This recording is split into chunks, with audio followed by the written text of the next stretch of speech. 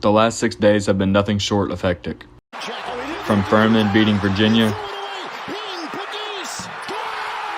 to Princeton beating Arizona, and of course Fairleigh Dickinson beating Purdue. And after all that, there's only 16 teams left. Alabama, Houston, Texas, Gonzaga, UCLA, Xavier, Kansas State, Tennessee, UConn, San Diego State, Miami, Creighton, Michigan State, Arkansas, FAU, and Princeton. And today, we're going to be taking a deep dive into each Sweet 16 team's Kenpom ratings and NCAA NET rankings versus Quad 1, 2, 3, and 4, and individual matchups for each team to figure out who's going to be moving on to the Elite Eight. What is up, everybody? We are back. The Sweet 16 starts tomorrow, and our first game of the Sweet 16 is going to be 7th seed Michigan State going up against 3 seed Kansas State. That game is going to tip off at 5:30 Central Standard Time on TBS. I think that's going to be a very, very good game, but let's go ahead and get right down into it. Michigan State, they're 21-12 overall. Kenpom has them ranked 24th in adjusted efficiency margin. They're also top 35 in the country in offense and top 35 in the country in defense. They have the 5th best strength of schedule in the nation, and they have the 35th highest non-conference strength of schedule in the nation. The net ranks has them at 33rd in the country. And as far as their record goes against schools this year, they're 5-9 in Quad 1, but across Quadrant 2, 3, and 4, they're a combined 14-3. I really like this Michigan State team. I said that last week. I think they bring a lot to the table. They're balanced, they're well-rounded, they got a lot going for them. As far as Kansas State goes, Kansas State's 25-9 overall in the Big 12.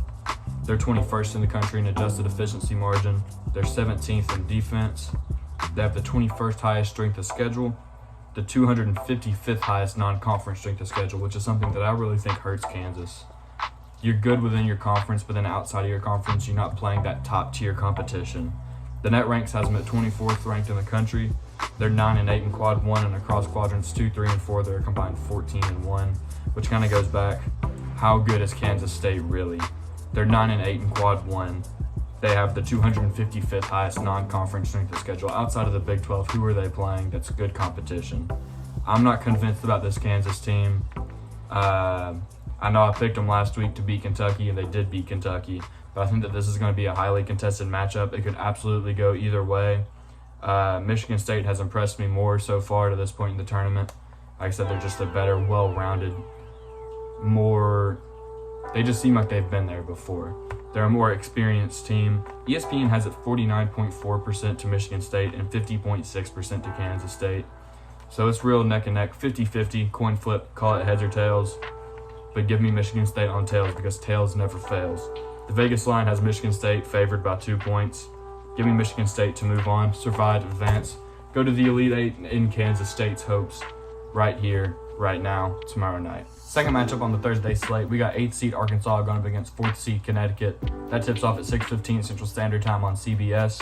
As far as Arkansas goes, they're 22-13 overall. If you look at their Kenpom stats and adjusted efficiency margin, they're 18th in the country. They're 15th in defensive efficiency. They have the 19th best strength of schedule in the country, and they have the 74th best non-conference strength of schedule. That's going to be a pattern that we're going to see throughout this video, is as far as the non-conference strength of schedule goes, a lot of these schools are lower on that list. Arkansas is ranked 21st in their net rankings. They're 4-10 versus Quadrant 1, which is actually not very good. I was very surprised when I read that. But across Quadrants 2, 3, and 4, they're 16-3. So it's almost like they're there, but they're not taking that step up that they need to take to compete with the best of the best. I know they just beat Kansas, but I think in a 7-game series, Kansas would wipe the floor with them. And as far as Connecticut goes, Connecticut's very, very good. This is a good Connecticut team. I don't want to brag. I did exactly call how the Connecticut-St. Mary's game was going to go. I said it's going to be close until the last 10 minutes and UConn is going to pull away. That's exactly what happened. It was close. Connecticut ended up winning by 12, 14, however much. Connecticut is 27-8 overall. They're 4th in adjusted efficiency margin in the country. They have the 3rd best offensive efficiency.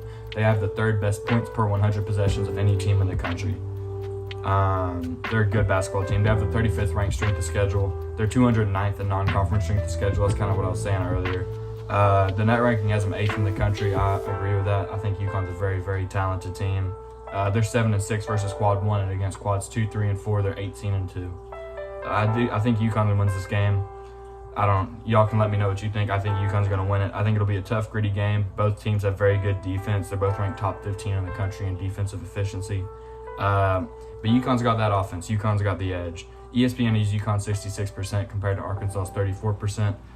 Both teams are coming off good wins versus St. Mary's and Kansas, respectively. Vegas has UConn favored by 3.5 points. I think UConn wins this game. I think UConn covers the spread, and I think UConn moves on to the Elite Eight. Third game on Thursday tips off at 8 o'clock Central Standard Time on TBS. It's the 9th seed FAU Owls going up against the 4th seed Tennessee Volunteers. FAU obviously just came off that win against Fairleigh Dickinson. Had that little showboat at the Horn. A lot of people didn't like that. I didn't like that. Overall, they were 33-3 on the season, though. On the Kenpom adjusted efficiency margin, they were 22nd in the country.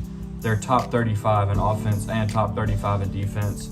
Their adjusted stats based on the opponents they were playing is actually pretty impressive. And I'm going to follow that up by saying they have the 125th highest strength of schedule and the 251st highest non-conference strength of schedule. But the net ranks has them 13th in the country. They're 2-1 versus quad 1 teams, and they're 27-2 versus quad 2, 3, and 4. Most of that 27-2 is from quad 3 and 4. As far as Tennessee goes, Tennessee obviously SEC school, a lot bigger than the Conference USA. Tennessee went 25-10 on the season. They're 6th in adjusted efficiency margin, and they're number 1 in the country in adjusted defense, meaning points per 100 possessions. Tennessee allows the least amount of points in those 100 possessions of any team in the country. Tennessee has the 38th highest strength of schedule, the 86th highest non-conference strength of schedule. The NCAA net rankings has them 4th overall in the country. Tennessee's only 7-7 in quad 1, but they are 16-3 in quadrants 2, 3, and 4. I think I'm biased. Y'all know I'm from Tennessee. I think Tennessee is going to slaughter FAU, kill FAU, kick the crap out of FAU.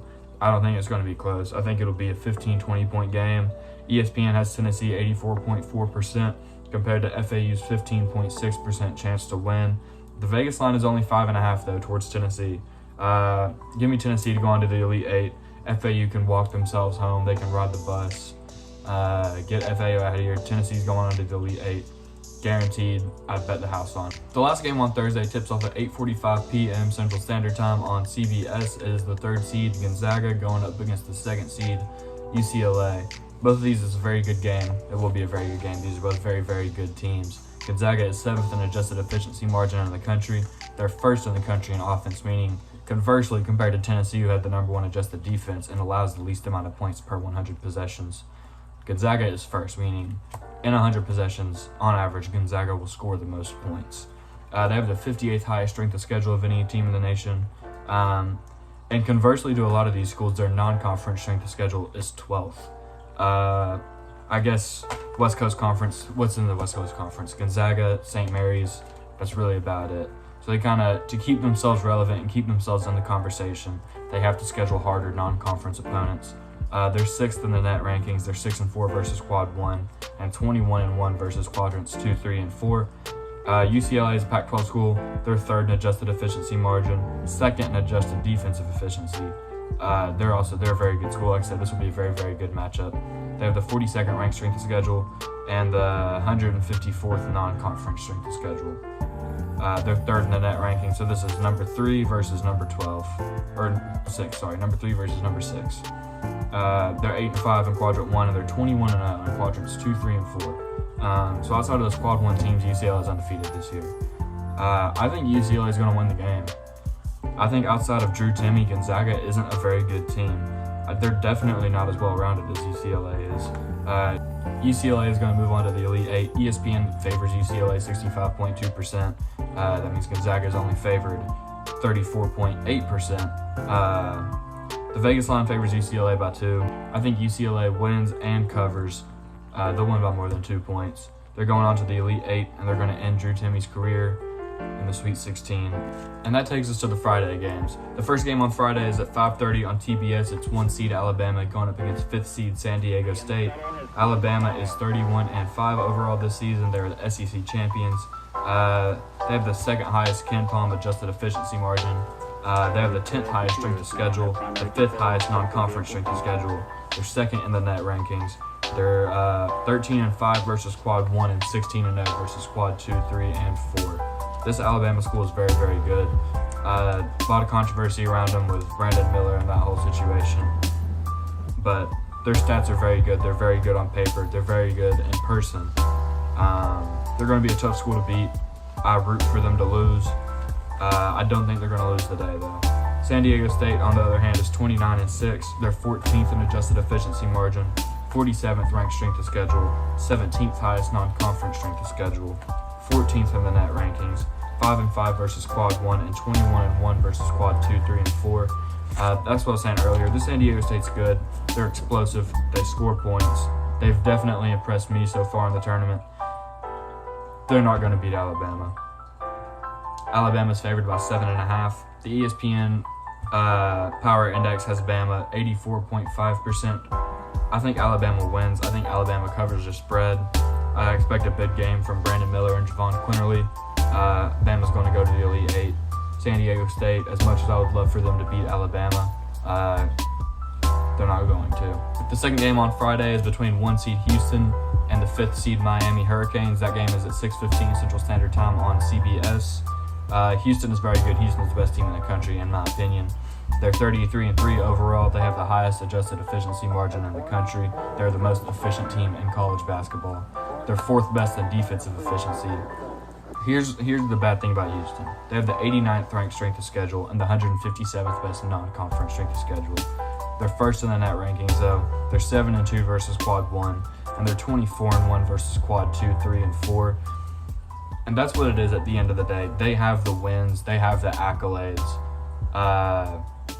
They've done it all season long. They've proved that they're the real deal. But they're still not playing strong opponents. It's kind of like Gonzaga.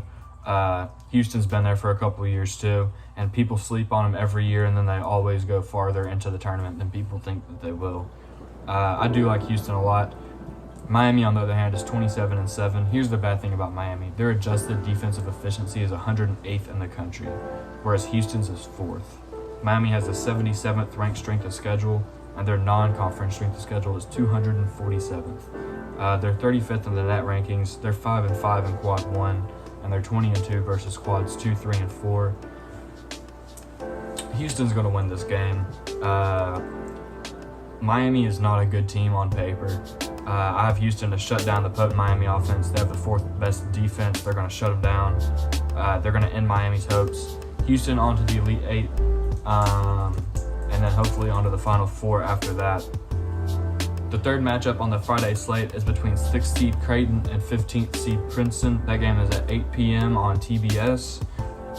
Creighton is 23-12 overall. They're 12th in adjusted efficiency margin.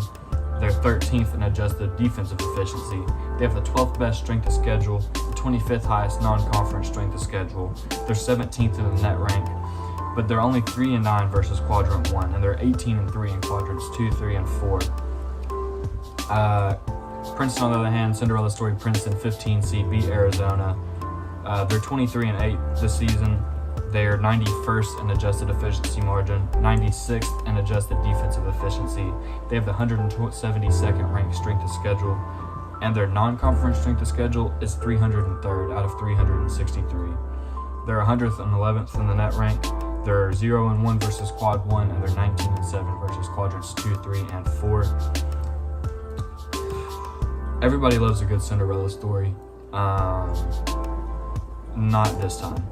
I think Creighton kills Princeton. I don't think it's going to be close. Creighton really impressed me against Baylor. I really liked what I saw for them. And Princeton, at the end of the day, is Princeton. They've been a great story, a great run. I've loved watching them. But I think it's going to be impossible for this Princeton team to beat Creighton. They've got the size. They've got Ryan Kallick-Brenner. They're better in every single aspect of the game than Princeton. So the Tiger Cinderella story is going to end Friday night, and the Blue Jays are going to move on to the Elite Eight. And that takes us to the last Sweet 16 matchup. That's at 8:45 Friday night Central Standard Time on CBS. It is between 3-seed Xavier and 2-seed Texas. This is also probably the best matchup of the Sweet 16.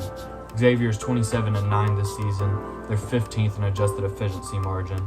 They have the 7th highest ranked offense. They have the 25th highest strength of schedule, 69th highest non-conference strength of schedule.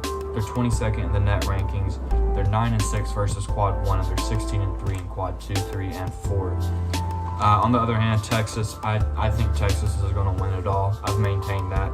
That's who I've got in my bracket. Texas is 28-8 this season. They're 5th in adjusted efficiency margin. They're top 15 in offense and top 15 in defense. They have the 7th highest strength of schedule, the 182nd highest non-conference strength of schedule. They're 7th in the net rankings. They're 14-8 versus quad 1, and they're 12-0 versus quad 2, 3, and 4. I think this is a very good matchup. On paper, they're pretty neck and neck. Xavier's been really, really good this tournament. Texas has Gus Fring as their head coach after losing Chris Beard earlier this season. I expect a really good back and forth game, a lot of lead changes. ESPN has Texas 69.3% compared to 30.7% from Xavier. The Vegas line also favors Texas by 4 points. And I'm with that. I think Texas wins. I think Texas goes on to the Elite Eight. And the Musketeers run ends Friday at 8:45 p.m. on CBS.